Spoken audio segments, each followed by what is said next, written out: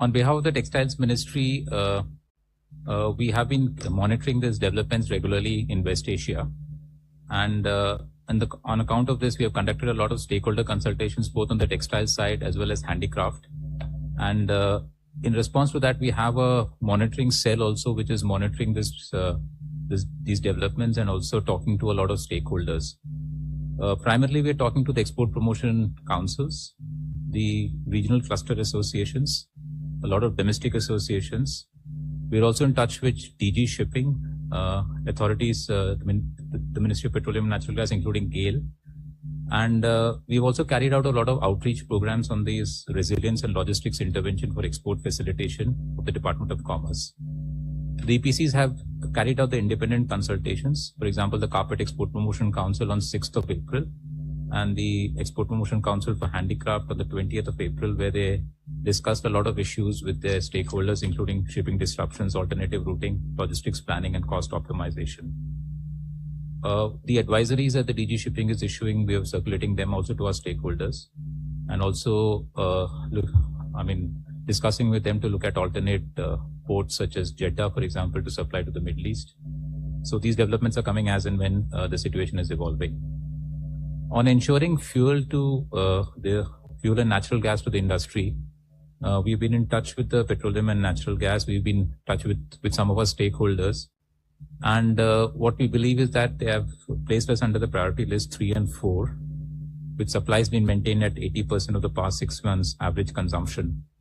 We're also looking at, in case there's any particular shortfall, the monitoring cell would also be looking at interfacing with GAIL to look at for them to purchase gas in the spot market.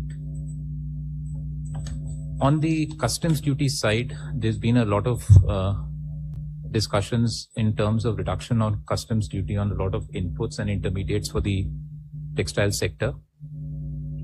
We discussed with the Department of Revenue, and as you're aware, on 1st of April, they had taken out a notification 12/2026, wherein they had reduced customs duties on a number of products. Around 29 inputs of the MMF sector pertaining to textiles were part of it. Some products like monoethylene glycol and PTA. Apart from that, we're also further taken up some other inputs that are not part of this notification, which includes caprolactam and nylon chips.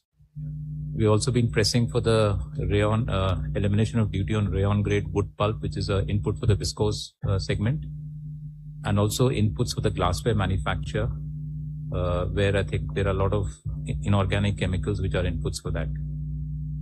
We've also slightly related issues about the anti-dumping duty on certain inputs.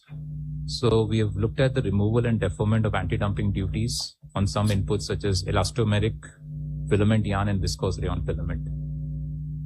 Many of our offices, for example, the Office of the Textiles Commissioner in Mumbai has been in touch with a number of state governments and the cluster associations, and they have really disseminated some of the best practices some of the districts have been undertaking in terms of dealing with this issue.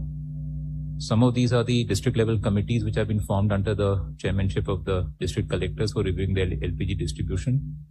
MSME units being encouraged to shift to piped natural gas. Opening of community kitchens for blue collar workers in some states. And use of alternate fuel like torrefied biomass from cotton stalk instead of coal. We've also written to the office, the Department of Commerce on the export remission schemes. There were some suggestions on the RODTAP and the ROSTIL listing. So we've just taken it up with the office of the DGFT.